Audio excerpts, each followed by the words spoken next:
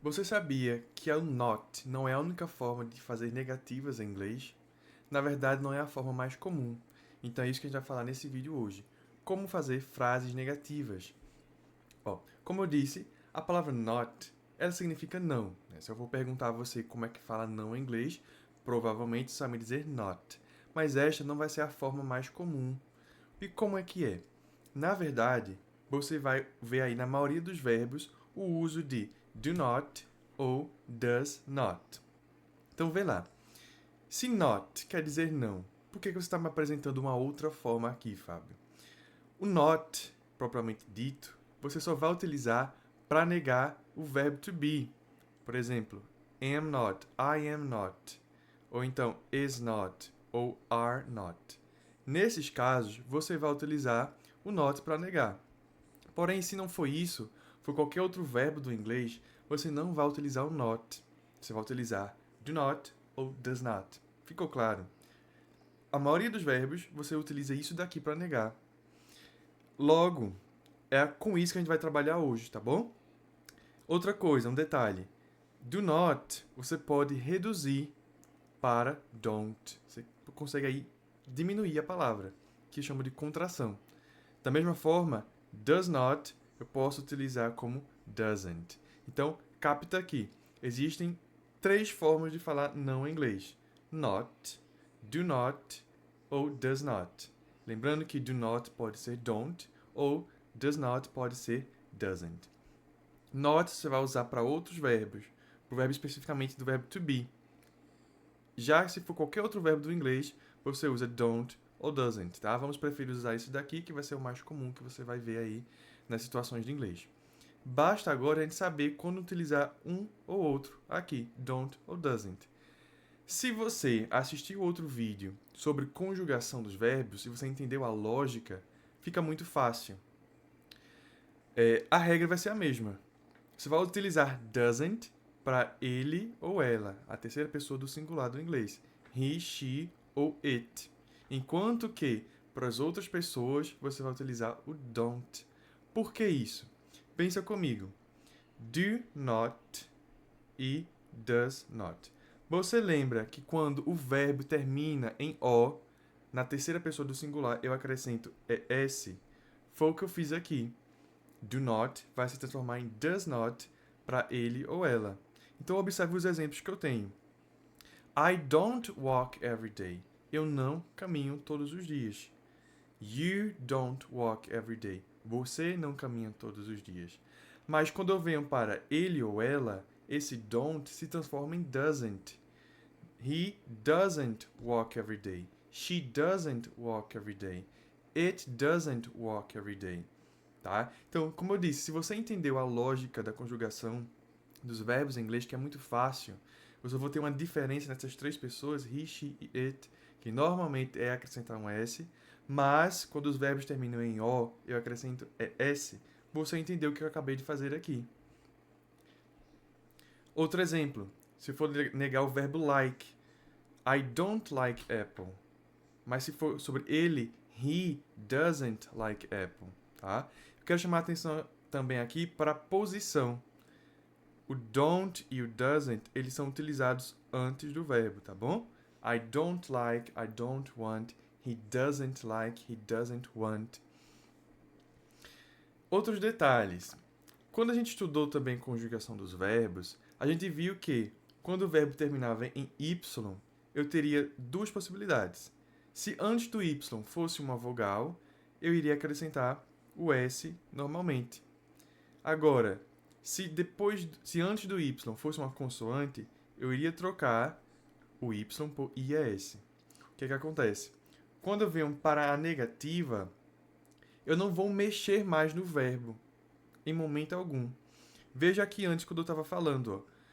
Se eu fosse afirmar que ele gosta de maçã, seria he likes apple. Eu teria um S da conjugação aqui com he. Mas quando eu vim para a negativa, eu utilizei o doesn't. Já fiz a modificação de do not para does not. Então não preciso mais mexer no like. Do mesmo jeito, se eu tiver uma situação dessa com y, She doesn't cry. O cry, na negativa, não vou mexer nele, porque eu já mexi do do not para does not, tá bom? Então, aqui eu já fiz a conjugação do verbo. É isso que eu quero que você entenda. Do not para does not já foi feita a conjugação. Você não vai mais mexer no verbo em si. Já fez a negativa, não mexe mais no verbo. Olha aqui, ó. Eu tenho uma frase que é afirmativa. I try my best. Se eu for negar, qual é o meu verbo? Try. Eu vou negar usando don't ou doesn't. Como eu estou falando de eu, é a primeira pessoa do singular, eu vou negar utilizando don't. Agora, se eu fosse dizer he tries his best, eu tenho aqui, ó, o verbo try, que se transformou em tries com IES, porque eu tenho ele, tá? Estou falando dizendo bem detalhado aqui, mas eu subentendo que você já estudou, você já está compreendendo o que eu estou falando. Try, na terceira pessoa, virou tries com IES, porque antes do Y tem uma consoante. Quando eu vou negar esta frase, eu vou ter he doesn't try. Eu já fiz a conjugação do verbo na negativa. Não preciso mais mexer no verbo. Olha aqui. I don't wash the dishes. Lembra que quando tinham verbos que terminavam em sons que chiam, quando eu conjugava eles, eu acrescentava ES. É o exemplo do verbo wash. Porém, na negativa, eu não mexo mais no verbo. Eu vou mexer na própria negativa. Logo, na terceira pessoa, eu tenho doesn't. De don't passou a ser doesn't. E aqui eu já fiz a minha conjugação verbal. Não preciso mais de acrescentar es e es no verbo, tá bom? De novo, pela terceira vez, negativas, don't ou doesn't. Quando eu faço a troca de don't para doesn't, eu já fiz a conjugação. Não vou mais mexer em nada no verbo. Embora eu tenha verbos terminados em sons que chiam, terminado em O, terminado em Y, eu não mexo mais nele na negativa. Da mesma forma como a gente falou que eu não preciso ter o pronome em si para saber que é uma terceira pessoa, você sempre vai pensar nisso na negativa também. Quando eu digo my dog eats banana, eu sei que meu cachorro não sou eu, não é você, não somos nós, é ele. É uma terceira pessoa. Então eu preciso fazer a conjugação do verbo. My dog eats banana. Por isso que eu recebi esse S aqui no verbo eat. Quando eu venho para a negativa, lembre-se, eu não mexo no verbo, eu conjugo a negação. Então, my dog doesn't eat. Eu estou utilizando doesn't porque meu cachorro é ele, é uma terceira pessoa. Se eu digo Sarah likes apple, nesta frase afirmativa, conjugo o verbo colocando o S, porque Sarah é ela, é uma terceira pessoa. Se for negar, Sarah doesn't like apple. Não tenho mais o S da conjugação, porque eu já conjuguei na negativa. Mesma coisa, Carlos plays drums. Quando eu nego, vira Carlos doesn't play drum. Neguei aqui, utilizando doesn't, porque é ele.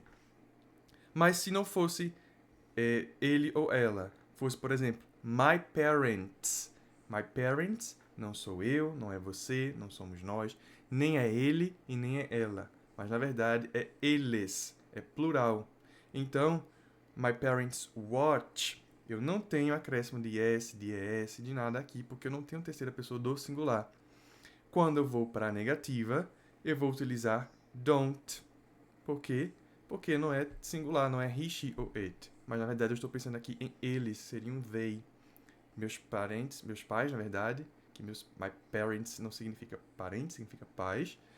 Meus pais não assistem YouTube vídeos no YouTube. Então, eu estou negando com don't, porque meus pais são eles. Aqui eu tenho mostrando como criar negativas, para a gente revisar mais uma vez. They need my help. Eles precisam de minha ajuda. Para eu dizer que eles não precisam, eu vou utilizar they don't need my help, que eu estou conjugando aqui, combinando com they. Maria loves him. Maria ama ele. Maria não ama ele, eu vou utilizar doesn't, porque Maria é ela. Maria doesn't love him. Carlos and I go to school today. Carlos e eu vão para a escola hoje. Carlos e eu somos nós. Você consegue compreender isso? Carlos e eu. É ele, mas eu também estou incluso na situação. Logo, isso aqui é um nós. Então, eu não vou acrescentar ES. Não tem, porque é nós. Logo, na negativa, eu vou ligar com don't. Espero que tenha compreendido. Se tiver alguma dúvida, pode deixar aí que eu vou responder a todo mundo. Um abraço.